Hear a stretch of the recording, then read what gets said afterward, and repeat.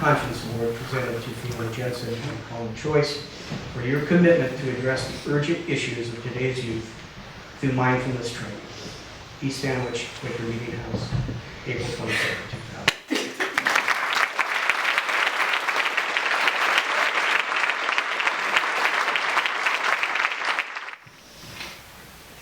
So, December 2008, I was standing in my kitchen and in distress.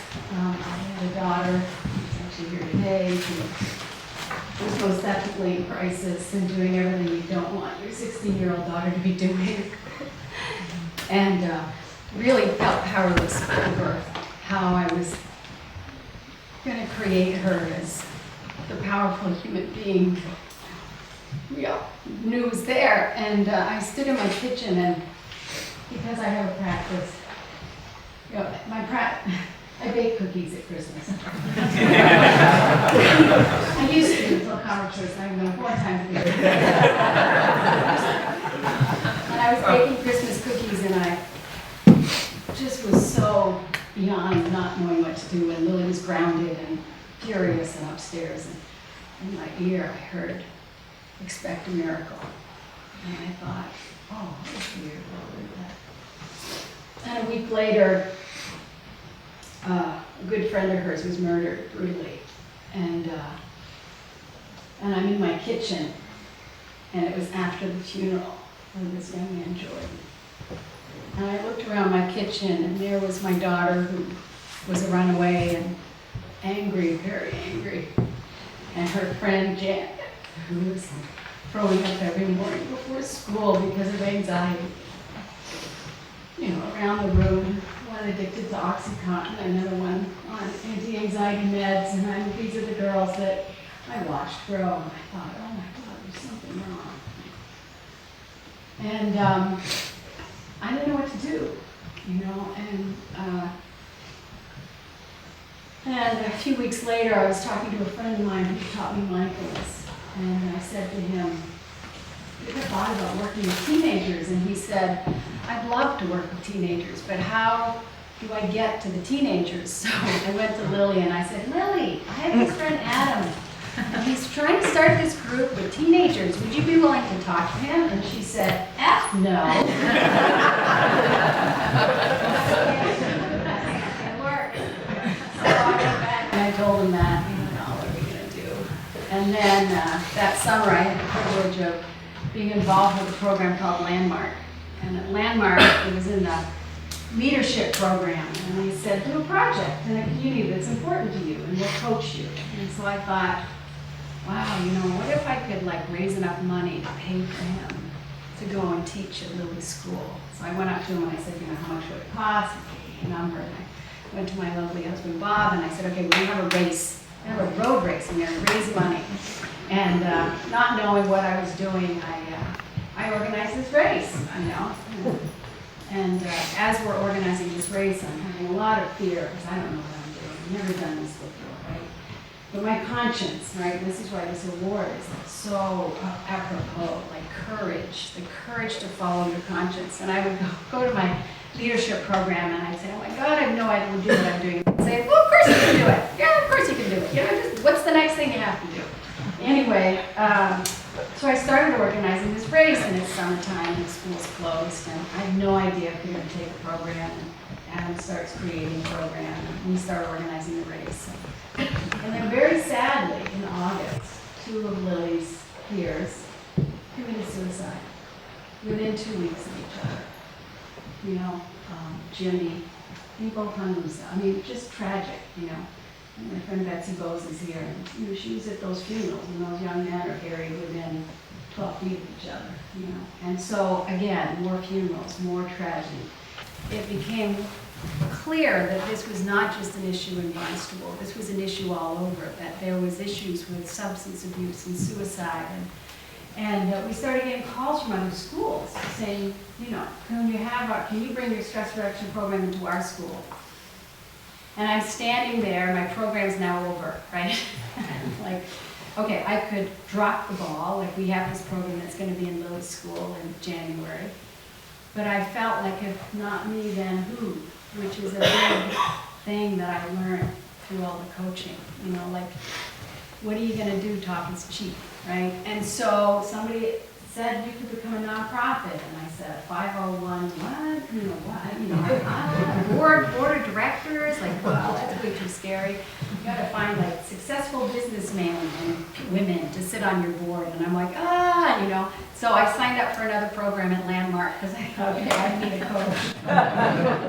We created this board. We did it with Betsy Bowles. I'm like, Betsy, I'm creating this. You could do the race from now on. She's like, oh, but I don't know anybody. That's right. Like, knows everybody. The race director. Anyway, so you know, Common Choice was born. You know, and we started, you know, and we started with one class. And by the time I actually got into Barnesville High School, I think all you guys were like already like not there. I could drop, you know, run away. I don't know. They don't got it, but they got it through osmosis anyway. But other kids got it. And then the other piece that we got really clear about was we need to start younger. Like what we were teaching as a teenage, we needed. This is something you could teach younger. And I thought, you know, I had this epiphany yesterday morning because I was thinking, what am I going to say, you know? And I realized, you know, in that, when these kids were going through this, I remember saying to Lily, just like breathe. And she'd say, F breathing, what are you talking about breathing? Like, stop telling me to breathe. Right? and I thought about it, and I thought, okay, so let's pretend, what if Lily had gotten this in 4th grade, and 5th grade, and 6th grade, and 7th grade, and 8th grade, and you know what, life still happens, and that funeral might still have happened, but I could have said to this group of kids, you know what, practice your mindfulness. And they would know what I was talking about. They would know that in practicing mindfulness and sitting in silence and dropping within themselves against that still quiet place within every single one of you and us, where you can find that peace, where you can find that sense of everything's going to be okay. Because in their life, nothing was okay. It was not okay, and they were reacting right and left and all over the place. And so we did, you know, I said, okay, I did another Landmark program. I have Andrea here, you know, who was like, you know, I couldn't have done this without the people from Landmark, because they kept saying, of course you can do this. And everybody was like, how are you doing this? I don't know I'm doing this, but they keep telling me I can do this, so I'm just going to keep doing it. Just kick my butt. And create, you're seriously amazing woman. And, but we created this organization, which today we provided mindfulness programming to over 4,500 kids by the end of this year on Cape Cod. And what's happening is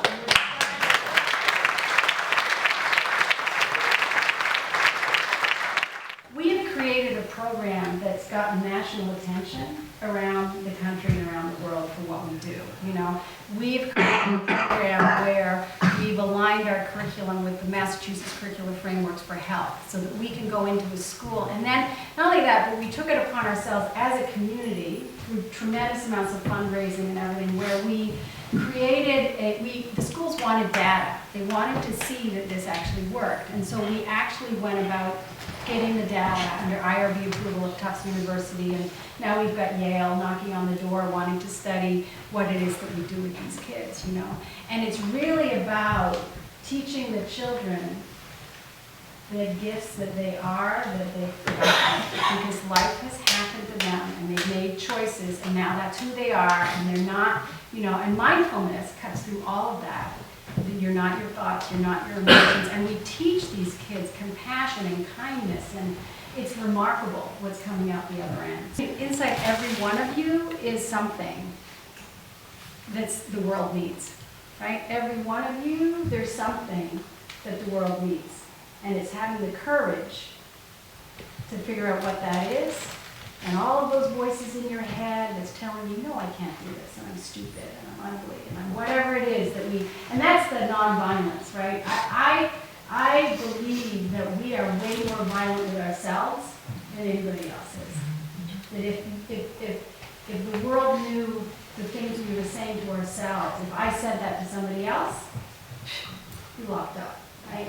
And so to be able to recognize those voices in your head that tell you, no, you can't. You can't do this. It's It's just voices in your head. It's not real, right? And that's, what we teach. That's what I believe, So, I am really acknowledge you guys for being here. Our vision is for all the children on Cape Cod to have this program. Our vision is to be able to teach this in other communities where we're being asked to go teach, so that we have a program that can be duplicated, because the other big difference about what we're doing, and I think why we're getting the attention, is it's a community-based, grassroots effort, right? By a mom and another mom and a business, like people in the community that said, we've had enough, we're done. We're done. We don't know what the heck we're doing, but we're done.